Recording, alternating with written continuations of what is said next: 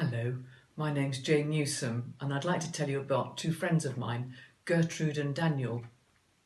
I first met Gertrude and Daniel about 5 years ago when my husband David and I were training to be long-term volunteers with the organisation Hands at Work in Africa. And as part of our training, we had to go and spend a few days living in a community, one of the communities in Africa where Hands at Work serves. And we were fortunate enough to be invited and welcomed into the home of Gertrude and Daniel. So they were living with their two little boys and with Daniel's mother, Florence, and with Daniel's older brother. And as we arrived, we took with us bags of food so that we wouldn't be a drain on their resources. And I handed the bags of food over to Gertrude, and immediately she opened up the bags and started to share the apples and other goodies with many of the neighbourhood children who were coming in and out of her yard. Gertrude's cooking area, Gertrude's kitchen, was outside. It was a big cooking pot, a few pots and pans, one knife, one spoon, one plate and one mug. And she produced the most delicious food from that kitchen. And she taught us how to cook. She taught us how to produce mealie meal porridge. I remember making a delicious sauce for the mealie meal porridge out of ground peanuts and tomatoes.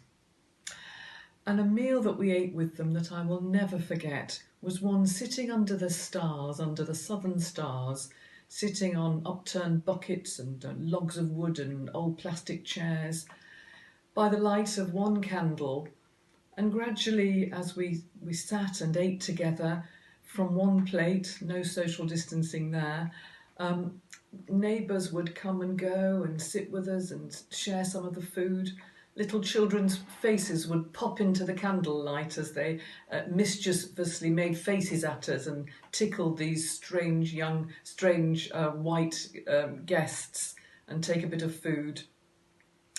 And I remember thinking, wow, this is just like the feeding of the 5,000 when Jesus fed all those people from the generosity of one little boy who was prepared to share his lunchbox. Well, we visited Gertrude and Daniel over the years, and gradually their situation has improved as they've really worked hard to feed their ever-growing family. And Daniel managed to get himself a job as a waiter. Wasn't paid very much, but it was enough to keep the family going. And last year when we visited, Gertrude had managed to go back to school despite all the other responsibilities that she had, and she'd managed to get her matric, and I remember I got a photograph of her holding her matriculation certificate, which will make her job prospects much easier, much better. But of course this year everything has changed with this pandemic and the lockdown that it has produced in South Africa. Daniel no longer is able to work as a waiter for the tourists in that area. And times are very tough. And we contacted them recently and said to them, I'm really sorry, I don't think we'll be able to come over in August this year as we'd planned to do because of the lockdown. And Daniel said, if this goes on until August, we will die. You know, for me, the lockdown is an inconvenience. I have to think carefully about what I'm going to buy and when I'm going to go to the supermarket. But my cupboards are well stocked and I'm not going to starve. But for them and for people in Africa and countries like that, it's a matter of life and death. And it's made me think about what is real generosity. You know, I really pray that our nations in Europe will be able to be generous once the epicenter of the pandemic moves from us and to places like Africa.